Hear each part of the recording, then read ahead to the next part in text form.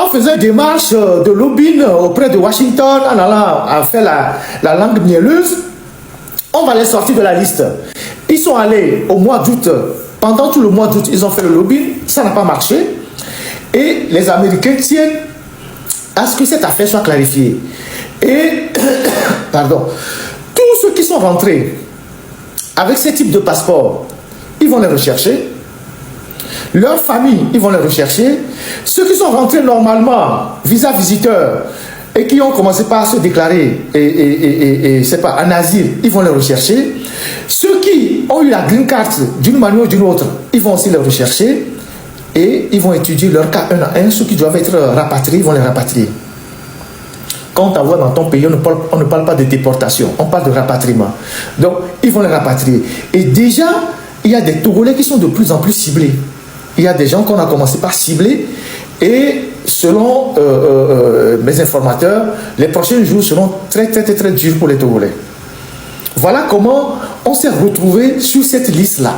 Je ne sais pas si ce sont les derniers événements, les derniers événements politiques ou bien l'incertitude politique qui a fait que beaucoup d'acteurs du régime ont déplacé leur famille aux États-Unis. Probablement c'est ça. Beaucoup d'acteurs aux États-Unis, beaucoup d'acteurs du régime, beaucoup de responsables dans le régime ont déplacé leur famille aux États-Unis. Ils les ont installés aux États-Unis en profitant de cette brèche du du passeport de service. Donc, les gens ont amené aux États-Unis leurs femmes, leurs enfants, ils sont seuls à Lomé. Il y a des ministres dedans, il y a des députés dedans, il y a des sénateurs dedans. Et pire, certains, une fois aux États-Unis, alors qu'ils sont du régime, ils veulent passer par les mailles pour se déclarer en exil, ils veulent demander l'asile politique. Or, les Américains, ils te jugent selon le type de visa que tu as amené dans le pays. Ils traitent ton dossier selon le type de visa que tu as amené dans le pays. Si tu prends un visa pour...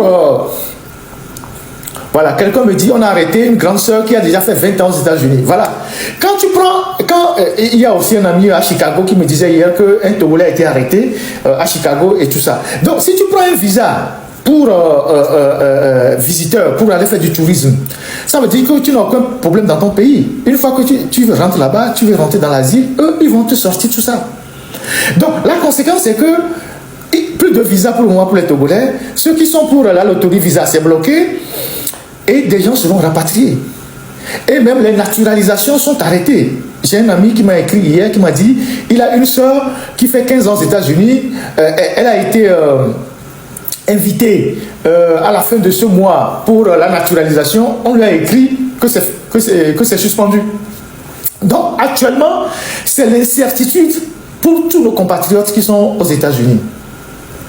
Et ce qui est encore grave, c'est que les gens qui ont profité du système pour aller aux États-Unis, les gens du régime qui installent leur famille aux États-Unis, leurs frères, leurs cousins, c'est eux, une fois installés aux États-Unis, quand ils ont les papiers, c'est eux qui disent non, on ne se mêle pas de politique, nous on n'a rien à voir avec la politique, alors que quand ils vont aux États-Unis, avec un visa, avec un passeport de service, ils vont rentrer dans l'asile en disant qu'ils sont menacés au Togo. Une fois qu'on leur donne l'asile, ils disent oui, tout va bien au Togo, eux ils n'ont aucun problème, que la politique au Togo, eux ne s'en mêlent pas.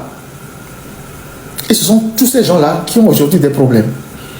Donc, le Togo doit régler le problème. Le Togo doit faire une enquête interne et montrer sa bonne volonté à régler le problème au Togo.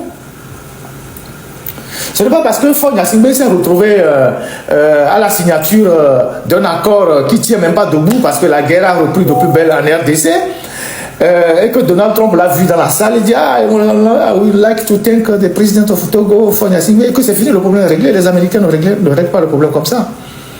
Ils ne règlent pas le problème comme ça. Ces genres de problèmes, c'est le département qui l'étudie et qui rencontre. Et selon mes sources du département, le problème est plus grave qu'on ne l'imagine. Et c'est lié à ces genres de passeports. Et il y a même des étrangers qui ne sont pas des Togolais, à qui on a donné des passeports togolais et qui sont allés aux États-Unis. Et une fois aux États-Unis, ils ont déclaré ne pas être des Togolais. Ils sont rentrés avec des passeports togolais aux États-Unis. Des étrangers. Des étrangers à qui on a donné des passeports, qui sont rentrés aux États-Unis. Et les Américains, eux, ils ne blaguent pas avec ça. Ils ne s'amusent pas avec ça. Et donc ça va être très chaud. Et actuellement, tous les Togolais, à part ceux qui ont la nationalité, c'est eux qui sont sortis d'affaires, tous ceux qui sont dans ces situations de green card, ceux qui sont là pour le moment il y a 2 ans, 3 ans, c'est l'incertitude. Et ils vont les traquer comme ils sont en train de traquer les Somaliens. Parce qu'ils savent les adresses, ils savent là où chacun est. C'est leur territoire, ils maîtrisent, ils connaissent à quelle date tu es rentré, où tu te trouves, qui t'a hébergé, dans quel endroit tu es. Et donc, il y a beaucoup de gens qui vont se retrouver demain dans des problèmes à cause de l'inconséquence de notre régime. Donc, essayons de partager les difficultés de nos frères. Ils vont les rapatrier, pas les déporter. S'ils vont dans leur propre pays, c'est un rapatriement, ce n'est pas une déportation. Donc, ils vont les rapatrier. Et Donald Trump, il a encore 3 ans. Il a encore 3 ans, il ne fait que 1 an. Il a encore 3 ans. Et tout le monde sait que, bon, lui, ce qu'il décide de faire, il le fait. Personne ne l'arrête, il a encore 3 ans. Avant-hier, il a dit, les Somaliens, excusez-moi, sont des déchets, ils doivent rentrer dans leur pays. Mais ils ont envoyé les gens à Minneapolis en train de ramasser les Somaliens. J'ai vu un Somalien qui est rentré, qui a fait une vidéo, en train de pleurer à chaudes larmes. Et il y a les Américains d'extrême droite là qui étaient sous son commentaire, qui se moquaient de lui. Mais que c'est your country? What are you crying for? You are in your country. Donc ils lui disent, mais il est rentré dans son pays, pourquoi il pleure? Son pays, c'est son pays. Donc j'ai vu plein de commentaires, les gens qui se disaient, non, tu es rentré dans ton pays. Pourquoi tu pleures? Pourquoi tu pleures de retourner dans ton pays? Alors le gars, il pleurait à chaudes larmes dans la vidéo. Donc, c'est pour vous dire que c'est un drame. Actuellement, c'est un drame. Donc, prions pour nos frères qui sont aux États-Unis et espérons que, bon, quelque chose va se passer pour que la situation se calme et qu'il y ait vraiment une solution pour ces gens-là. Là, c'est tout le monde, hein, c'est tous ceux qui sont concernés, les pauvres comme les riches, parce que les ministres, les directeurs, les DG qui ont installé leur famille aux États-Unis, on va leur dire de retourner dans leur pays. On va leur dire de retourner dans leur pays. Certains ont acheté même des maisons ou des appartements aux États-Unis, on va leur dire retournez chez vous. Ça, c'est clair et net. Voilà ce que je voulais dire par rapport à mes contacts que j'ai eus du côté du département d'État. Voilà les informations que j'ai pu clamer. Le plus grand problème tourne autour de ces passeports de service qui ont permis à beaucoup de gens d'arriver massivement dans le pays. Et ce flux-là, c'est ce flux-là qui a attiré l'attention des Américains et une enquête a été menée et voilà les résultats qu'ils ont obtenus. Merci à la technique. On va aller au Bénin.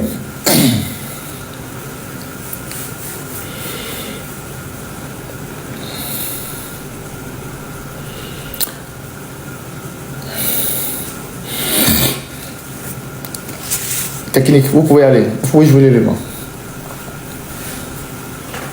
Béninoise et Béninois, chers compatriotes, en ce jour, dimanche 7 décembre 2025, nous, forces de défense et de sécurité, après une réflexion bien mûrie pour donner un repère à notre pays, avons décidé de prendre nos responsabilités suite aux multiples du gouvernement de M. Patrice Talon.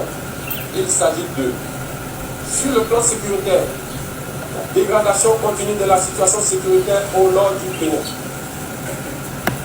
L'ignorance et la gestion de la situation de nos frères d'armes tombés au front et surtout celle de leur famille abandonnée à leur frisson par la politique de M. Patrice Talon, malgré les multiples promesses relayées en grand compte sur les médias. La promotion à des grades supérieurs. Apparemment, beaucoup de gens ne suivent plus les chaînes nationales là. La mise à la retraite d'office de nombreux militaires et paramilitaires encore validés sur fond de règlement. J'ai dit à Waïsi, Ali, c'est faux. Moi, de me calmer là-bas. J'appelle encore celui qui est allé bénir Raman. Raman aussi dit, oh, calme-toi. Ah ben, lui, il est content, mais il ne sait pas si c'est la vérité. L'annulation de la prise en charge par l'État des dialysés entraînant des morts en cascade. Ah là là là là. Le dénigrement du corps enseignant à travers la création de la catégorie des armes, terme qui traduit une marginalisation, voire une conscientisation des personnes pourtant engagées à servir leur pays. La mauvaise gestion du secteur agricole, la réduction voire l'annulation déguisée des libertés fondamentales sur le plan économique, la confiscation de tous les secteurs vitaux de l'économie nationale par une minorité, l'instauration des impôts étouffant ainsi les populations déjà pauvres, la confiscation des prêts sur le dos de l'État dans une opacité totale, l'attribution des marchés publics sans transparence. Sur le plan politique, l'exclusion totale des acteurs ayant des idées jugées contraires à la gouvernance de M. Patrice Talon et la privation de certains citoyens de leur droit de faire le choix de leur candidat. Le vote des lois chrysogènes, le renvoi à l'exil de certains citoyens du pays, les arrestations tous azimuts et l'emprisonnement de citoyens sous faute d'intimidation.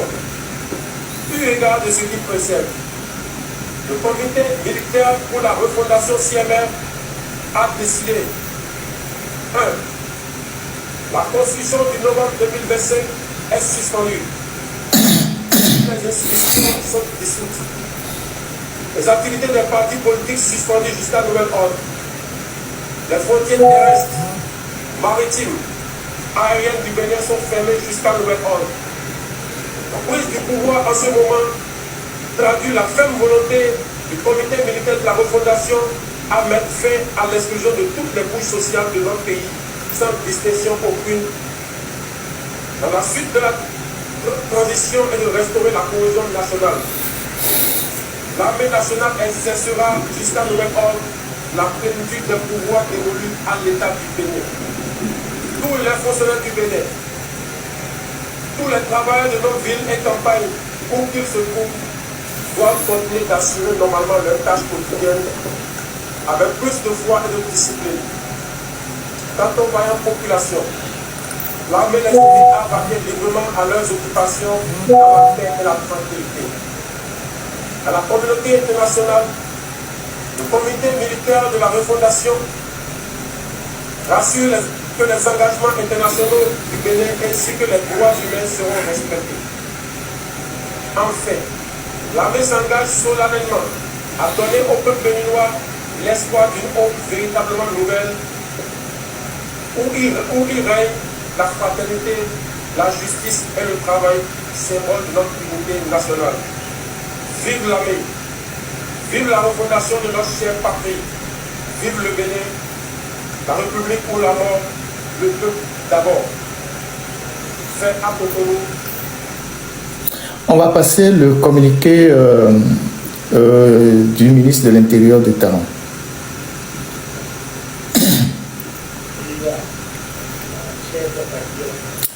Je suis désolé pour le volume, mais c'est des éléments que nous avons recueillis. En 2025, un groupuscule de soldats a engagé une mutinerie dans le but de déstabiliser l'État et ses institutions. Face à cette situation, les forces armées béninoises et leur hiérarchie, fidèles à leur serment, sont restées républicaines. Leur riposte a permis de garder le contrôle de la situation et de faire échec à la manœuvre. Aussi, le gouvernement invite-t-il les populations à vaquer normalement à leurs occupations. Je vous remercie. Alors, on s'est réveillé ce matin avec une situation assez confuse au Bénin. Je pense que cette vidéo, la première vidéo, c'est moi-même qui l'ai envoyée à beaucoup de gens qui ne s'étaient même pas encore réveillés, même à certains médias. Je leur dis, mais il se passe quelque chose à Cotonou, les gens ont sursauté de leur lit et tout ça. Et donc, depuis le matin, je suivais de très près la situation, passer quelques coups de fil à des amis là-bas, parler avec des grands frères qui connaissent des gens dans les renseignements et tout ça. Je vais faire une analyse de cette situation à charge et à décharge. Je parle en tant que journaliste. Je fais une analyse à charge et à décharge. moi, je n'ai jamais été pour les coups d'État. Je n'ai jamais supporté des coups d'État. Et ça, je l'ai toujours dit. Des militaires qui s'invitent sur la scène politique avec des bérets, des armes, des casques pour soi-disant, oui, on est arrivé ici, on a fait ça. Moi, je n'ai jamais supporté ça. Et ces images-là que l'Afrique envoie au monde entier, ces images-là doivent cesser. Parce que les coups d'État sont devenus, c'est pas une tontine. Chaque semaine, en Afrique de l'Ouest, chacun se lève, il met un béret, et puis il sort, il raconte sa vie. Et nous, les Togolais, nous devons savoir que les images que vous voyez là, c'est comme ça que notre malheur a commencé au Togo en 1963. J'ai l'impression que parfois vous oubliez. J'ai l'impression que parfois, nous les Togolais, qui applaudissons ces genres de choses, nous oublions que les ancêtres des coups d'État en Afrique, ce sont les Nyasimbé. Et c'est comme ça que ça a commencé. C'est les mêmes discours. Nous allons respecter les engagements avec les partenaires, nous allons restaurer le pays, on va faire ci, on va faire ça. Et Yadiba nous a parlé de lutte contre l'impérialisme au Togo, en nous demandant même de changer de nom. On a vu ce qu'il a fait du pays après, jusqu'à transmettre le pouvoir à ses enfants. Nous avons vu, nous, il y a Togo Towa, et nous qui Soja Ketike, les Togo sont tout vers le président. Il y a mis les Ayame, Kakabane, 60 après. Les Togo Togo sont allés, tous sont bérés, sont tout quoi. Est-ce pas mes pommes? Je vais revenir tout à l'heure sur le Bénin, mais je vais parler d'abord aux Togolais. Et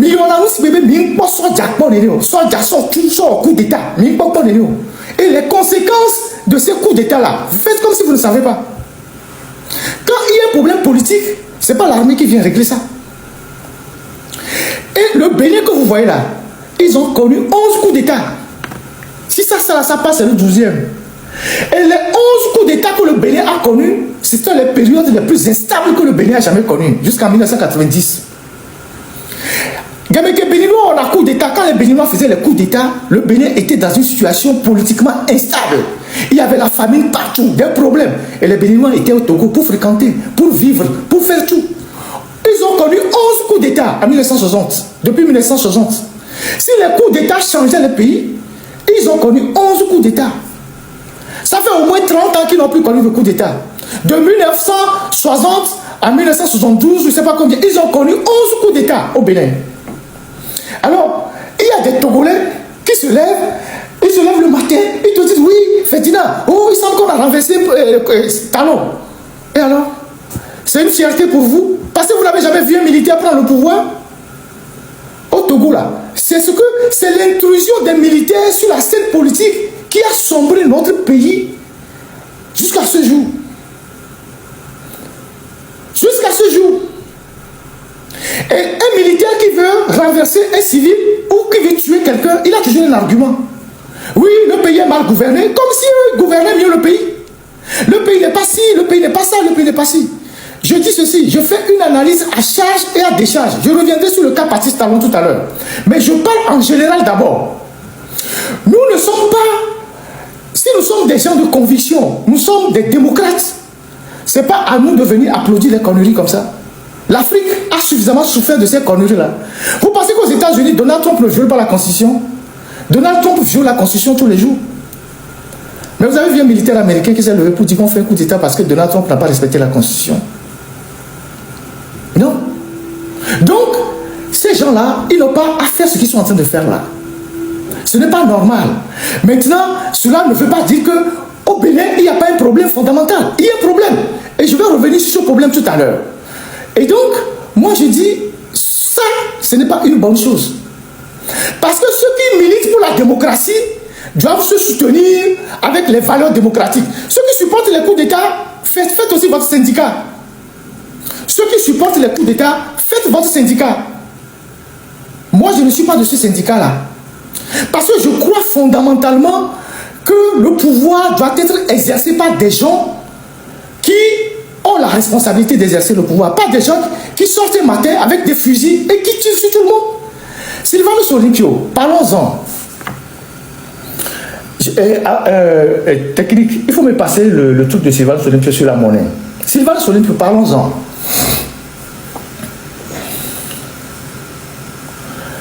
Voilà ce document que certains ont déjà vu plusieurs fois, mais que je vais vous passer ici à titre exceptionnel.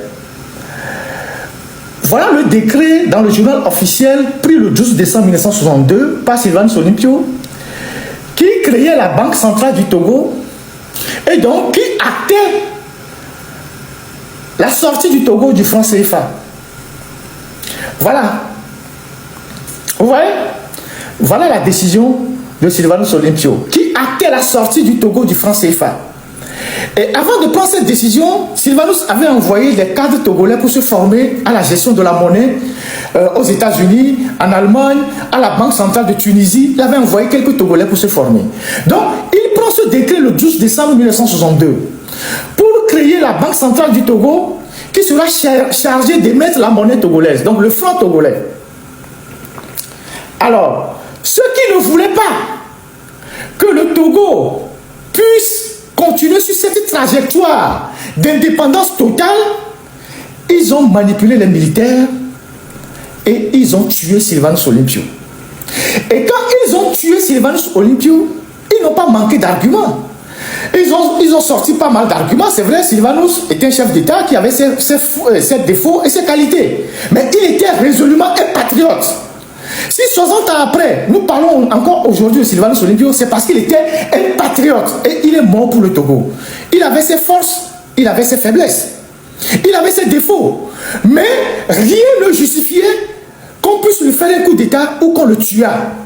Mais ceux qui l'ont tué, les arguments qu'ils ont sortis à la télévision, à l'époque quand ils ont tué Sylvanus Olympio, c'est de dire que oui, il n'a pas réussi l'unité du pays, il est tribaliste, il est ceci, il est ça, il est ça. Ils ont dénaturé l'histoire. Et nous sommes rentrés dans cette période d'obscurité depuis 60 ans. Et nous peinons à y sortir. Et ça, c'est les militaires. Et ce sont les ancêtres du coup d'État. C'est les militaires togolais, les ancêtres des coups d'État. Et ces images que vous voyez au Bénin, si je vous projette les images de 63, ce sont les mêmes images, avec même pratiquement les mêmes casques. Vous allez voir que ceux qui ont tué Sylvanus Olympio, quand on leur a fait une interview, ils portaient des casques bizarres comme ça. Ce sont les mêmes images. Et ces images-là de 63 ont traumatisé nos parents. Et nos parents nous ont transmis ces traumatismes jusqu'à ce jour. À tel point que les Togo sont d'accord, Togo la font, et là l'enfant vit, et là tu peux nous gommer. C'est cette terreur-là qu'on nous a inculquée. Donc, nous oublions, nous Togolais, quand nous parlons des coups d'État, nous oublions que c'est un coup d'État qui nous a mis dans cette situation jusqu'à ce jour.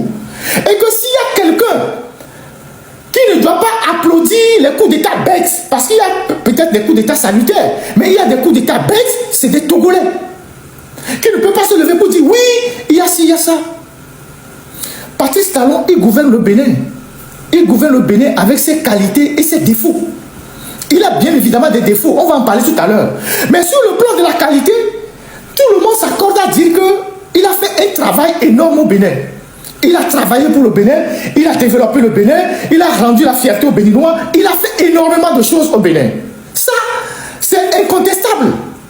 Tout le monde l'a dit, tout le monde le dit, sauf les gens de mauvaise foi. Maintenant, sur la question des libertés, c'est là aussi qu'on peut lui faire des reproches. On peut lui faire des reproches parce qu'aujourd'hui, Talon a glissé vers une dérive autoritaire. Mais cela ne justifie pas un coup d'État. Talon a glissé vers une dérive autoritaire. Il y a beaucoup d'opposants qui sont en prison. Il y a beaucoup d'opposants qui sont en exil. Il a fermé le jeu démocratique. Il empêche l'opposition de participer aux élections. Mais cela ne peut justifier un coup d'État. Parce qu'un coup d'État, c'est un recul. Nous sommes d'accord pour dire que, en même temps que Talon a développé son pays, il a fermé le pays au jeu démocratique. Et ça, c'est pas une bonne chose. Je ne suis pas ici pour applaudir des dix doigts Patrice Talon. Ce qu'il a fait de bien, je le dis. Ce qu'il n'a pas fait de bien, je le dis. Ce qu'il n'a pas fait de bien, c'est que il a basculé dans la dérive autoritaire. Beaucoup de gens sont en prison. J'ai beaucoup de confrères, des journalistes qui sont en exil. Je connais des gens qui aujourd'hui ne peuvent plus rentrer dans leur pays. Et maintenant, pour les les élections qui arrivent, il modifie la constitution, il fait passer le mandat à 7 ans, il veut contrôler le jeu démocratique. Ça, ce n'est pas bon. Il faut avoir le courage de le dire. Ce n'est pas une bonne chose. Mais cela ne justifie pas un coup d'État.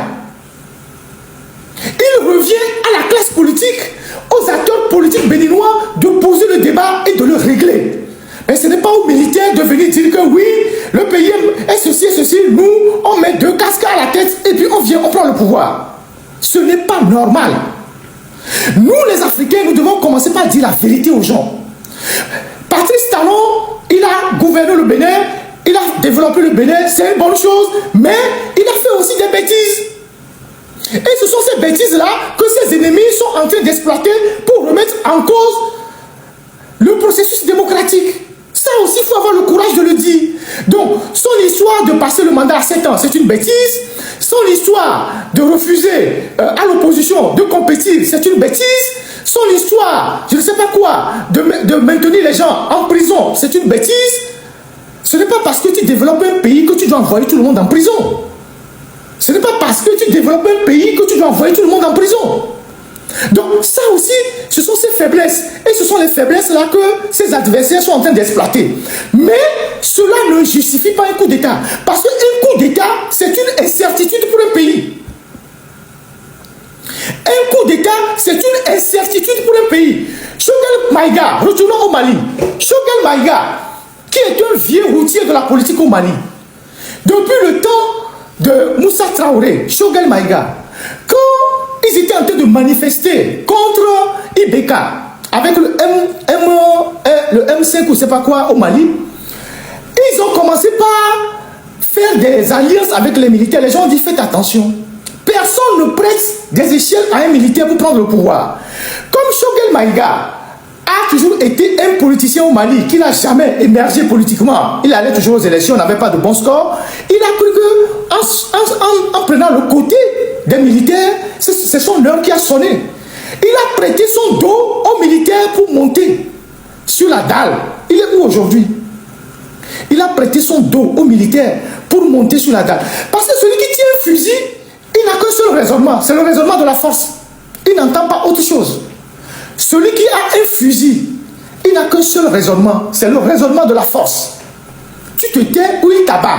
C'est ça sa logique, celui qui tient un fusil. Celui qui tient un fusil ne connaît pas de liberté.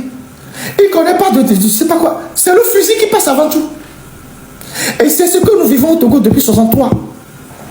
Donc, moi, je ne supporterai pas un coup d'État dans un pays qui a une démocratie imparfaite. Ce qui est imparfait, on l'améliore. On ne remet pas tout en cause. Et celui que ce coup d'État arrange aujourd'hui, si ce coup d'État réussit, celui que ça arrange, c'est le voisin. Celui que ce coup d'État arrange, c'est le voisin de l'Ouest. Ou de l'Est, je ne sais pas. Je ne sais pas. C'est le voisin d'à côté. C'est pour ça que j'interpelle les Togolais. Mais à Togo, Togo, les diasporas, mais que y ne me dit à Rouy, toi, mi vona, n'y a pas beaucoup de temps, mi veut dire dans le Bénin. Il y avait parents, on va pas dans le Bénin. Il y a talons, on les dans le Bénin, sont dans Togo, mais ouais. Il y a poissy pour renverser talons. Et son ami là, il a Rouy, il a Milato. Fika Milato. Nesso, mi be bon. Mi matin Togo, faut bien Fika Milato. Mi a diaspora Togo, le poissy, bon, mais on renverse talons. Au moins, lui, il vous permet de venir dans son pays où vous rencontrez vos parents. Ceux qui sont en train de le renverser là, vous savez de quel camp ils sont?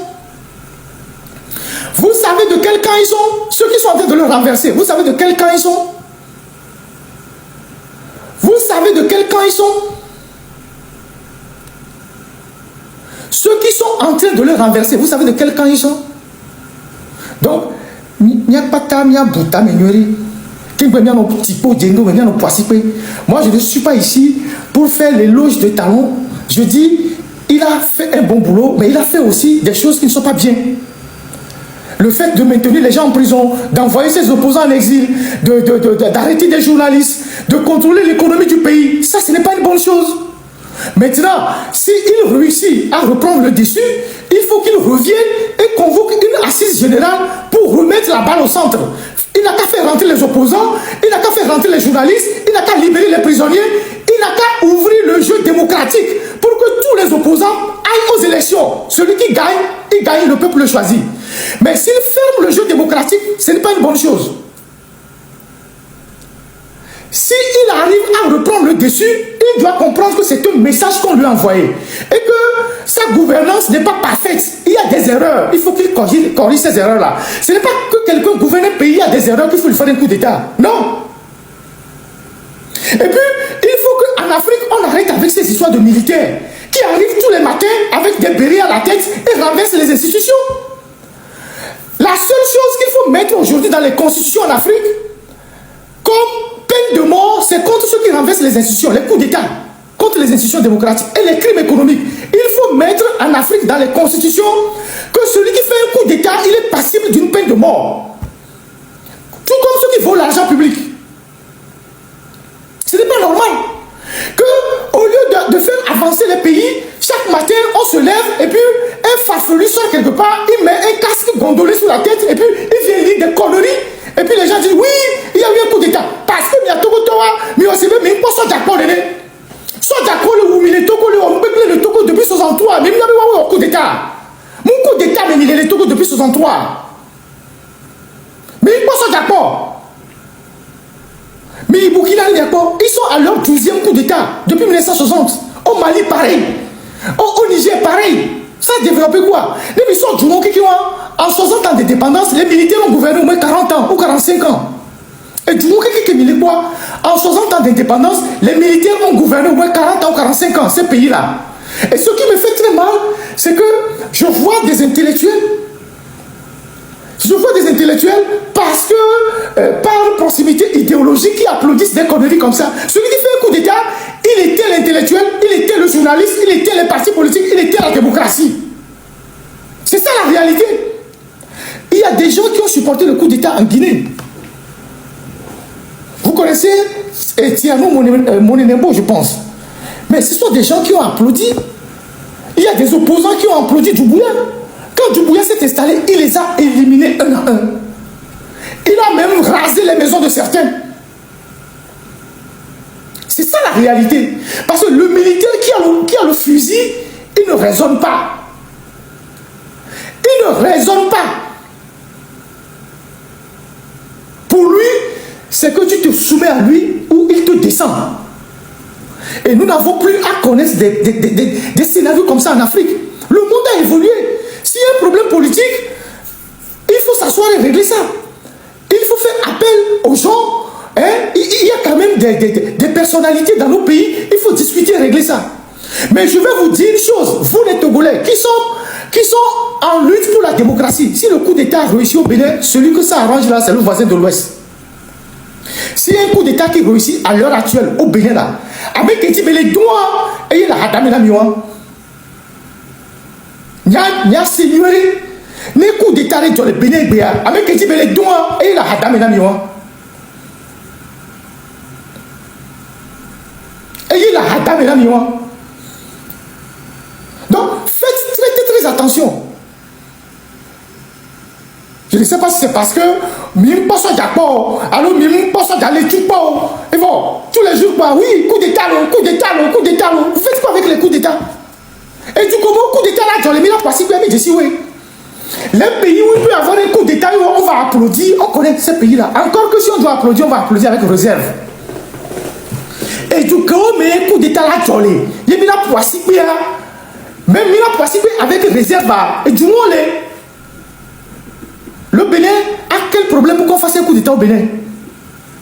Le Bénin a quel problème? Même s'il y a un problème au Bénin, ça se règle en interne avec les politiques.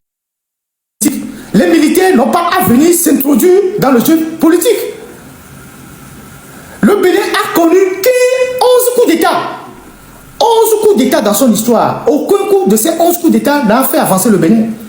Le Bénin a commencé par évoluer après la conférence nationale. Donc, nous,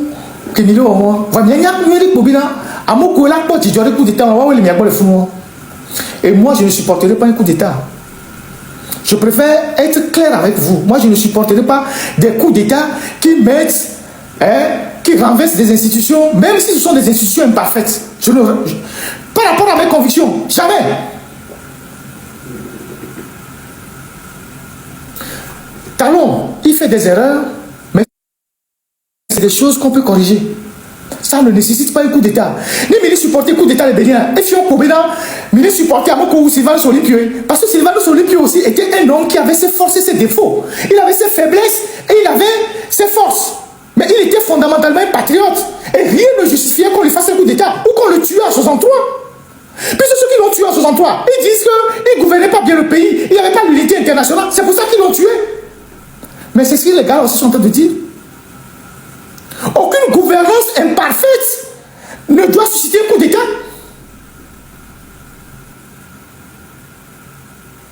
Soit vous êtes sur les principes, ou vous n'avez pas de principes et vous suivez les gens comme les moutons de Panurge. Parce que ça balance à gauche aujourd'hui, on va à gauche.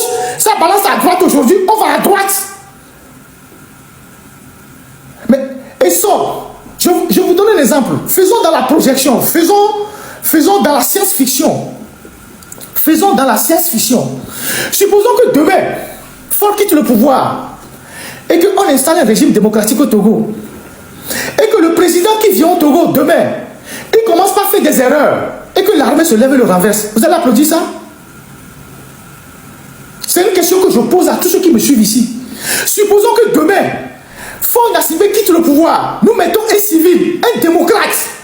Et il commence par mal gouverner. Et que les militaires sortent pour le renverser. Vous allez applaudir ça? Vous allez applaudir ça? Regardez tous ceux qui depuis le matin ont applaudi les histoires de coup d'État à Lomé. Niwa TV, les réseaux là, c'est eux qui ont commencé par... Figo a été choisi Premier ministre. Quand les militaires sont partis l'attaquer, qu'est-ce qu'ils ont dit? Qu'ils ne gouvernaient pas bien le pays, qu'ils manquaient de respect. Yadima, ils faisaient... Ils ont toujours des arguments pour faire des choses comme ça. Donc, sachez que et soit là, tu vas rattraper. Parce que le grand problème qu'on va avoir demain, quand les Gnassingbé ne seront pas là, c'est l'armée togolaise. C'est cette armée que vous voyez là. C'est sa réforme qui sera la plus difficile. L'armée togolaise que vous voyez là, qui est totalement communautarisée. C'est sa réforme demain par le pouvoir civil qui sera très difficile. Et donc, dans cette réforme-là, les militaires seront tentés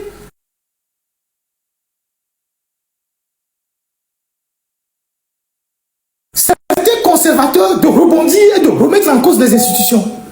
Donc, ce que vous défendez aujourd'hui ailleurs, ça peut vous rattraper demain dans votre pays. Si demain, on met un pouvoir civil au Togo, les militaires se soumettent aux civils et aux lois de la République. Et s'il y a un problème entre les civils, ça se règle entre les civils. Ce n'est pas des militaires qui quittent le front, ils mettent les bérets de merde sur la tête et puis ils viennent dire, ouais, on a fait la télévision. Et lui, il n'a même pas encore arrêté le président, il vient dire qu'il a fait un coup d'État.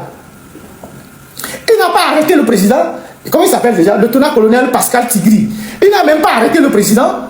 Les autres qui ont fait les coups d'État ailleurs, ils ont maîtrisé le président d'abord. Lui, il n'a même pas arrêté le président. Et puis il vient dire, oui, j'ai fait un coup d'État. C'est comme le lieutenant gabonais qui était sorti sur le truc de Ali Bongo là. Donc ce n'est pas normal. Ce n'est pas normal. Depuis 63, mais il y a amené les Gnassingbé au cours les Gnassingbé Benyamea. Mignon. Même à nos collègues, il y a des gens qui ont au coup d'État. Et où des cas. Et où des cas. Alors que Améoua, Améboutoua, ils étaient plus gradés que Yadema. Et où des cas. Il y a mis sur les Ayadoubouan, mais Kakamanekbe. Donc, arrêtez de nous dire des choses comme ça. Talon fait des bêtises, d'accord, mais ça ne mérite pas un coup d'État. Talon fait des bêtises, mais ça ne mérite pas un coup d'État. Je dis et je répète, Talon fait des bêtises, mais ça ne mérite pas un coup d'État. Ça ne justifie pas un coup d'État.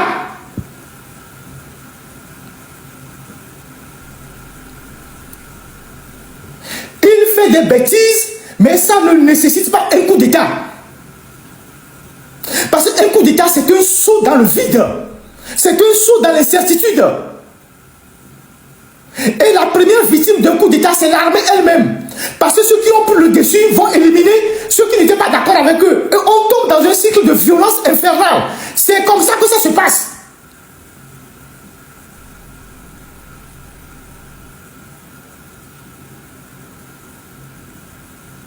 Donc, Niamouko donne un coup d'état. Nous, on dit à Nibaba, non, inbox, mais on a fait un coup d'état, le Bénin. J'ai rien à foutre de ça. Quels que soient vos arguments, j'ai rien à foutre de ça. La première victime d'un coup d'état, c'est l'armée elle-même. Parce que la faction qui prend le coup d'état élimine la faction qui n'est pas du côté du coup d'état. Et donc, ça saigne. Il y a une purge au fur et à mesure. Et le pays tombe dans l'instabilité. C'est comme ça que ça se passe. Vous avez vu au Mali, ils sont en train d'arrêter les gens en disant que oui, ils ont voulu faire coup d'état. C'est comme ça.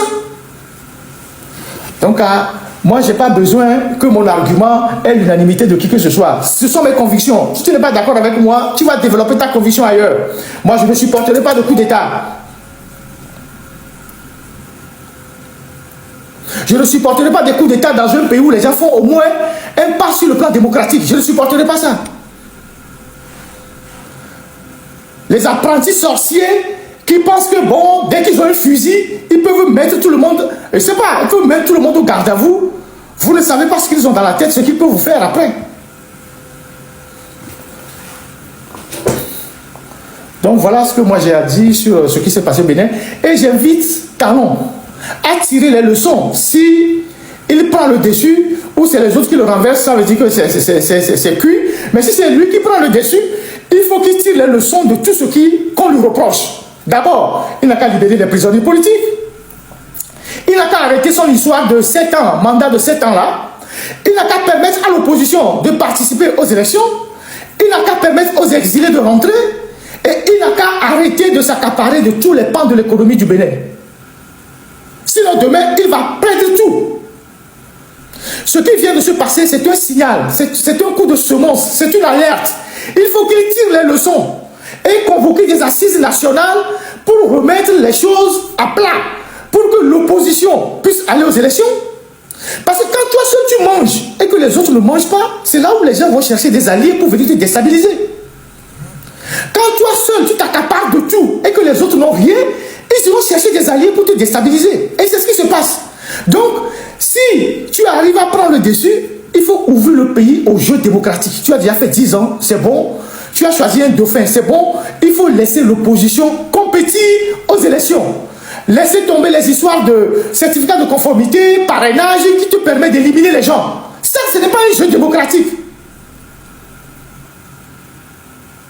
Permettre aux exilés de rentrer. Les agavons qui sont dehors, les jeunes, les journalistes, les étudiants, tout ce que tu as arrêté, il faut les libérer.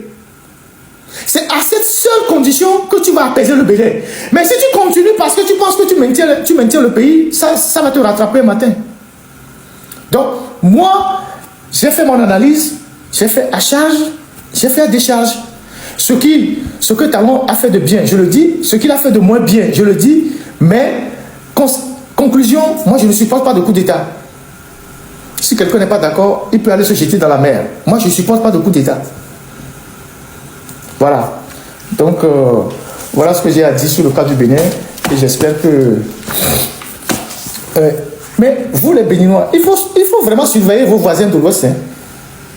Si vous reprenez le dessus, il faut surveiller vos voisins de l'Ouest. Je vous ai toujours dit ça depuis longtemps.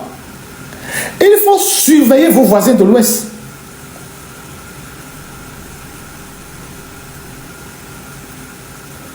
Et il faut aussi comprendre que, je vais terminer par là, que quand vous dites que vous êtes des démocrates et que dans un pays voisin, les gens sont en difficulté, de temps en temps, il faut aussi les aider.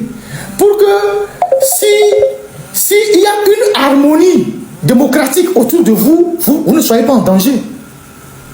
Les Togolais ont beaucoup aidé des gens. Il y a des Togolais qui sont dans l'international socialiste, qui ont beaucoup aidé les gens comme Gbagbo, qui ont beaucoup aidé les gens comme Alpha Condé. Une fois que ces gens sont arrivés au pouvoir, ils n'ont pas aidé les Togolais. Ils se sont plutôt rapprochés des Inasigwe en disant oui, on fait de la réelle politique. Et ces gens-là, ils ont perdu après le pouvoir. C'est après qu'ils ont perdu le pouvoir qu'ils ont commencé par regretter. Je connais des Togolais qui ont fait des démarches pour dire à leurs amis, aidez-nous au Togo. Pas forcément pour des moyens subversifs. La lutte a besoin de moyens, d'argent, de tout. Les gens disent, ils n'ont pas voulu, ils se sont plutôt rapprochés de Gnassingbé. Mais quand ils étaient tous en exil dans la diaspora, ils étaient ensemble dans les mêmes voitures, ils se retrouvaient dans les mêmes conférences. Parfois, c'est les Togolais même qui faisaient à manger aux autres. Les Alpha Condé que vous voyez, les Gbagbo, tout ça. Une fois qu'ils sont arrivés au pouvoir, ils ont abandonné les Togolais. Et nous, on dit, tout le monde a mêlé les Togo Tordio. Alpha Condé, écoute, Togo Tordio, on a diaspora, mais ensemble, international socialiste, on a la barricade, on a la barricade. Que va le président, on peut les Togo tirer. Au contraire, quand le dialogue est arrivé, il a pris le parti de Faure Gnassingbé contre les Togolais. Après, il a été renversé. Gbagbo, en 2010, quand Faure a fraudé les élections, il est venu, il a embrassé Faure. Tout le monde a vu. Alors que Gbagbo et Ninevi étaient des amis, Gbagbo venait au siège de la CDP là-bas, sur le boulevard. Mais dès qu'ils ont pris le pouvoir, ils ont dit oui, nous on fait de la réelle politique. Ils ont même dit aux gens, au lieu de combattre les Gnassingbé, on va négocier avec les Gnassingbé, vous allez aller au gouvernement. On va les tourner, il y a un Gnassingbé, il gouvernement. Eux, ils n'ont pas dit qu'ils vont donner les moyens pour que les autres gagnent les Gnassingbé. Ils vont les aider. Bon, non, il gouvernement. Il y a plein de grands frères qui sont là, qui peuvent témoigner. MO5, tout ça. Les grands frères sont là, ils vont vous témoigner le travail qu'ils ont fait avec les Gbagbo, les Alpha Condé. Mais quand eux sont arrivés au pouvoir pour aider les Togolais, ils n'ont pas voulu. Ils n'ont pas voulu. Donc, il n'y a pas et il faut qu'on laisse tomber nos émotions. Parce que il y a une génération de jeunes qui sont nés en 90, ils pensent découvrir les militaires avec des fusils. Vous pensez découvrir les militaires avec des fusils? Vous pensez découvrir les militaires avec des fusils qui prennent le pouvoir? Ils ont toujours fait ça tout le temps. Ils ont fait ça tout le temps. Et ils ont toujours des arguments pour justifier ça. Impérialisme, machin, le pays est bien gouverné, la lutte contre la corruption. Ils ont toujours des arguments. Et Yadima nous a servi l'impérialisme au Togo en nous demandant de changer même de nom, d'habillement. C'est arrivé où? C'est allé où? Après lui-même, il s'est énormément enrichi. Et quand il est mort, ce sont ses amis occidentaux qui ont imposé son fils au prix de 500 morts. Vous aimez la propagande?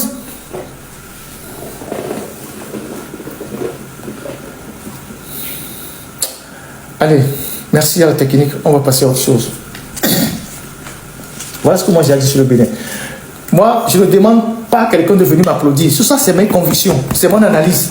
Que cela vous plaise, que cela vous déplaise. Ce matin, je me suis querellé avec plein de camarades togolais comme béninois. Les gens disent non, que Talon est pire que Faure. J'ai dit non. Ça ne mérite pas un coup d'État. Ça ne mérite pas un coup d'État.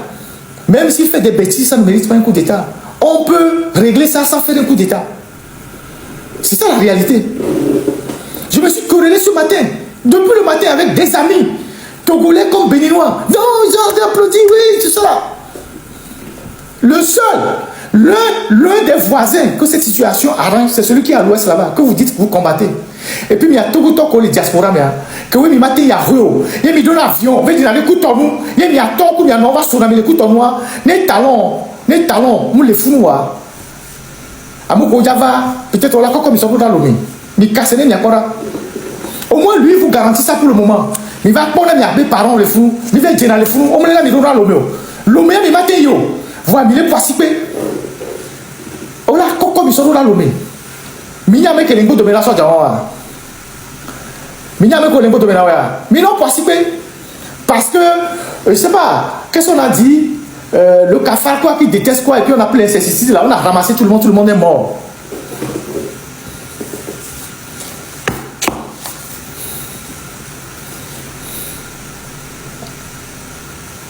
Mais non pas si peu, oh mais écoutez ça dans le Bénin. Voilà il doit avion Bénin mina, que ma mère retourne et pas de moment il a l'homme. Mais il dit il a l'homme ba aéroport.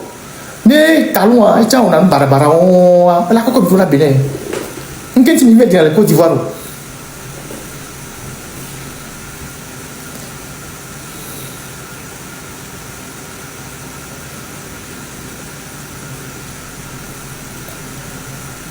Donc voilà ce que j'ai à dire.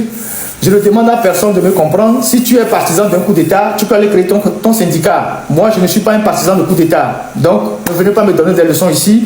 Si tu es partisan d'un coup d'État, va créer ton syndicat de faiseurs de coup d'État et vous allez être ensemble. Moi, je suis fondamentalement pour des institutions démocratiques.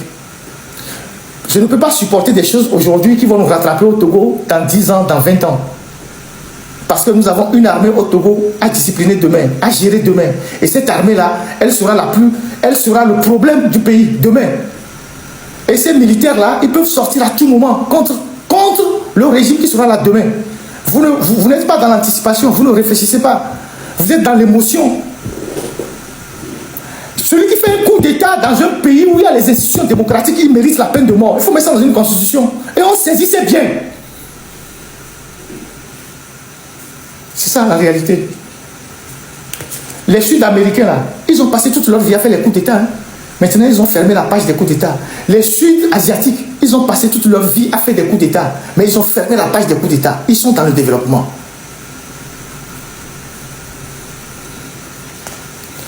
Merci. On va parler de... Voilà un autre sujet. Le sommet de Lomé, panafricanisme. Voilà un autre sujet sur lequel je n'ai jamais été d'accord avec des gens et j'ai eu tellement d'insultes. Mais aujourd'hui, je me réjouis d'avoir été en avance sur la plupart des gens. Plusieurs fois, je vous ai répété ici que moi, je ne suis pas panafricain. Je suis patriote. Parce que ce que nous appelons panafricanisme aujourd'hui a été dévié de sa vocation première et est pris en otage par des commerçants.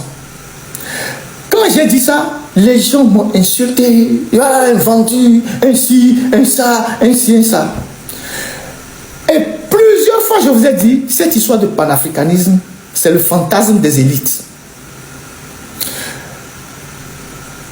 Et je vais partir du simple pour arriver au plus compliqué.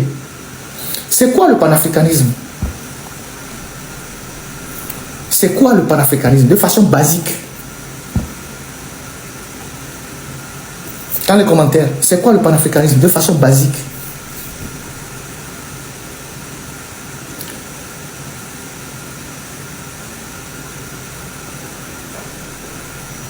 C'est quoi le panafricanisme de façon basique? Solidarité entre les peuples, promotion de la culture, le droit des peuples à disposer, des peuples noirs à disposer d'eux-mêmes, à disposer de leurs ressources et tout ça. Mais nous parlons de panafricanisme, c'est-à-dire nous voulons unir l'Afrique, nous voulons être solidaires en Afrique. Est-ce que dans nos petits pays là, nous sommes déjà solidaires? Dans nos petits pays, dans nos enclos, ce que nous appelons enclos coloniaux là, nous sommes déjà solidaires. Est-ce qu'en 60 ans, nous avons réussi à construire des nations avec un destin commun? Quand nous raisonnons au Togo, on raisonne en ethnie, on raisonne en clan, on raisonne en communauté, on raisonne en religion. Même les ethnies dans lesquelles les gens parlent les mêmes langues, ils ont des problèmes à s'unir.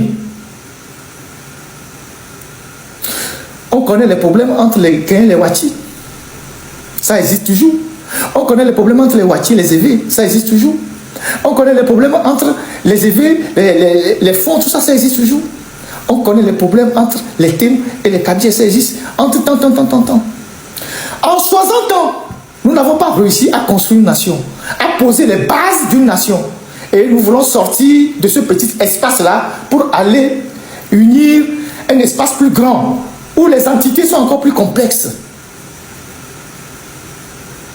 C'est pour toutes ces raisons que je vous dis, moi je ne suis pas dans ces histoires qui nous font dépenser des énergies pour rien. Je suis patriote. Nous devons d'abord construire la nation togolaise. Une fois qu'on aura construit la nation togolaise avec un idéal commun, on peut se projeter sur la région. Mais chez nous au Togo, même dans certains villages, même dans certaines localités, les gens te disent, mine des nations et quand même. Nous avons toutes ces réalités-là. Mais c'est parce que nous sommes des hypocrites. Nous, les Noirs, on est des hypocrites. Qu'on cache tout ça pour faire croire que, oui, ce sont les autres qui sont le problème.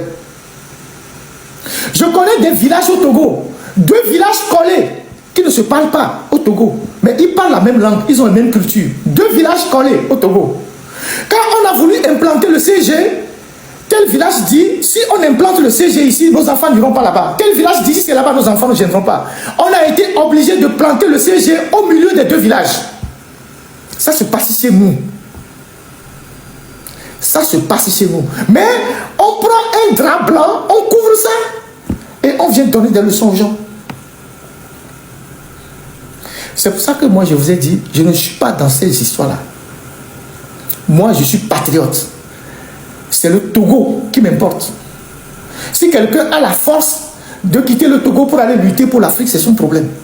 Moi, c'est le Togo qui m'importe. Et je vous avais mis en garde contre les nouveaux panafricains qui sont en fait des businessmen, qui vont vous trahir. Vous m'avez insulté. Vous n'avez même pas pris le temps de voir le parcours des gens, de les analyser, de savoir qui ils sont, qu'est-ce qu'ils ont fait. Nkrumah était panafricaniste. Il a toujours été célébré, hein, en grand panafricaniste, Nkrumah. Mais Nkrumah est l'un des présidents qui a créé trop de problèmes à Sylvanus Olympio. Vous le savez, non? Est-ce que vous savez ça? Nkrumah est un très grand panafricaniste qui est toujours célébré. Mais c'est celui-là qui a le plus créé des problèmes à Sylvanus Olympio. Même avec la mort de Sylvanus Olympio, il s'est réjoui. Mais c'est celui comme le plus grand panafricaniste. Ça n'a pas empêché son panafricanisme de nous arracher le Togo britannique par des élections frauduleuses. Nkrumah panafricain, le panafricanisme n'a pas empêché Nkrumah de nous arracher le Togo britannique avec des élections frauduleuses. Ou vous ne le savez pas. La Volta dit. Et rapidement, il a mis le barrage d'Akosombo pour prendre tout ça. Mais c'est lui, c'est le plus grand panafricaniste. Donc, né à mon le sort concept, le Dangberou, faites votre propre analyse. Aujourd'hui, les masques ont commencé par tomber pour certains. Et tout le monde commence par tomber dedans. Les gens s'étonnent, alors qu'on vous avait prévenu. Mais ce qui me réjouit, c'est que quand tu fais des bêtises, quand tu es fou là,